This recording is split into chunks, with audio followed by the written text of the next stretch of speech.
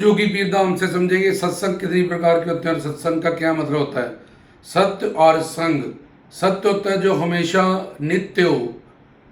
तो सत्य तीन पर्सनालिटी होती हैं, एक तो भगवान, दूसरे अवतार, तीसरे साधु संत महात्मा लोग जो काल माया से परे होते हैं।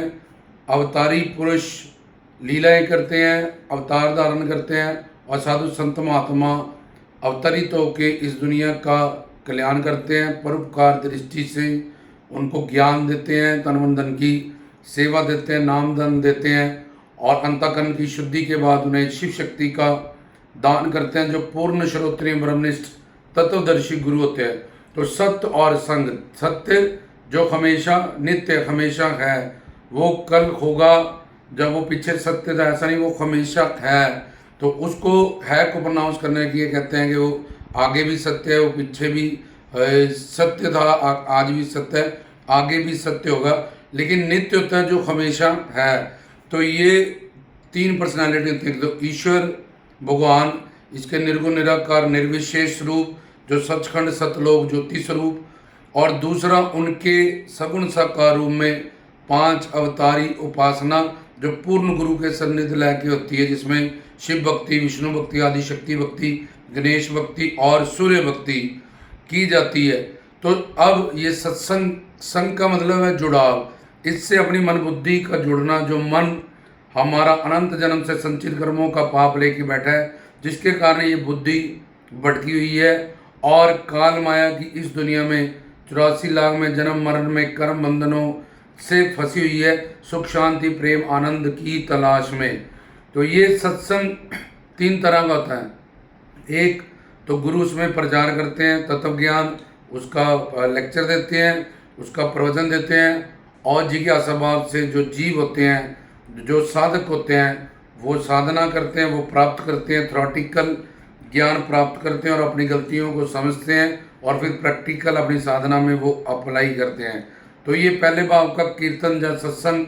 दूसरे भाव का सत्संग होता है कि जिसमें हमें साज बाज साथ में लगा के चौकी लगाते हैं, जिसमें नाम गुण रूप लीला धाम और संत जन इनकी कीर्ति करते हैं, इनका गुणगान करते हैं, और इससे हमारे मन का एक नेचर है कि साईं मेरा नीत नवा, ये ईश्वर हमेशा नया नया नया नया नया नया, और मन चंचल है, कभी इधर कभी इधर कभी इधर कभी उधर।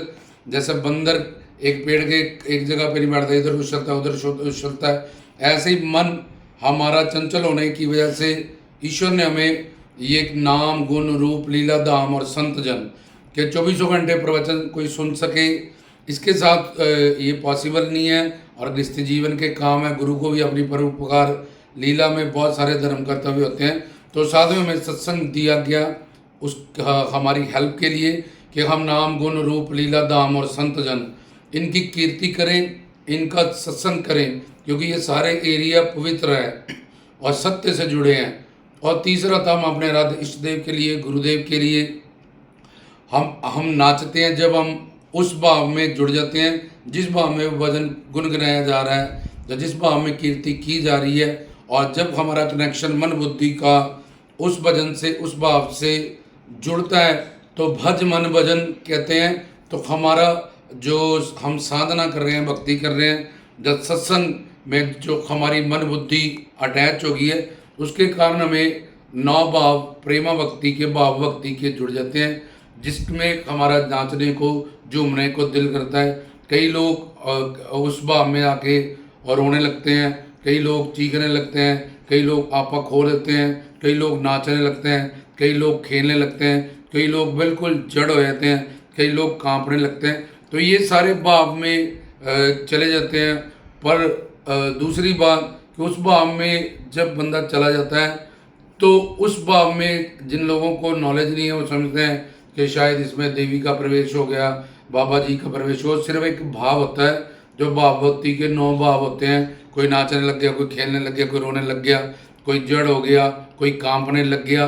तो इस वजह से सही गुरु का मार्गदर्शन ना होने से वहाँ पे और इंसान में दोष होने के कारण वो अपने आप को या गुरु के सानिध्य रह के साधना ना करने से लोगों को भी इस बात का ज्ञान नहीं, और उसको खुद भी भोले भाले जीव को इस बात का ज्ञान नहीं है, तो वो वहाँ मार्ग कई बार भटक जाते हैं। लेकिन बाकी भावों में कोई नाचता है, कोई रोता है, कोई कंपने लग जाता है, कोई स्टिल मूड हो जाता है, कोई चीखने लग जाता है, कोई आपा खो जाता है, कोई बेहोश हो जाता है। ये सब भाव वहाँ प्रकट होते हैं। तो उनमें से एक साधना भक्ति के बाद भाव भक्ति आते हैं, जहाँ हम झूमने लगते हैं। तो नाचना, सुनना और चौकी लगाना, ये तीन तरह के सत्संग हुए। इसको प्यासा भाव, नारद भाव और हनुमत भाव कहते हैं। जिसमें नाचते हैं हनुमत भाव, जिसमें बेटे गाते हैं नारद भाव, जिसमें सुनते हैं ये प्यासा भाव। कलयुग में कीर्तन प्रधान है, तो इन तीनों कीर्तनों के माध्यम से हमारे पाप नष्ट होते हैं। और सत्य और संग, सत्य तीन पर्सनैलिटी बताई शुरू में, संग का मतलब उससे मन बुद्धि का जुड़ाव, और सत्संग तीन तरह से होता है ये भी बता दिया।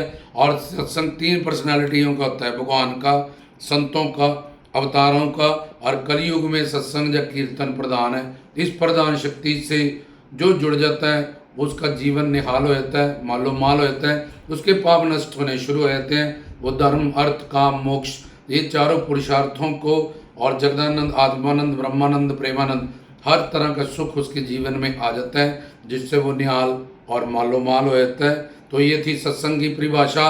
सत्संग कितनी तरह का होता है, सत्संग किसका होता है, उनके नाम बताए गए, उनका वर्णन किया गया। जय श्री सतगुरु जोगी पीर धाम।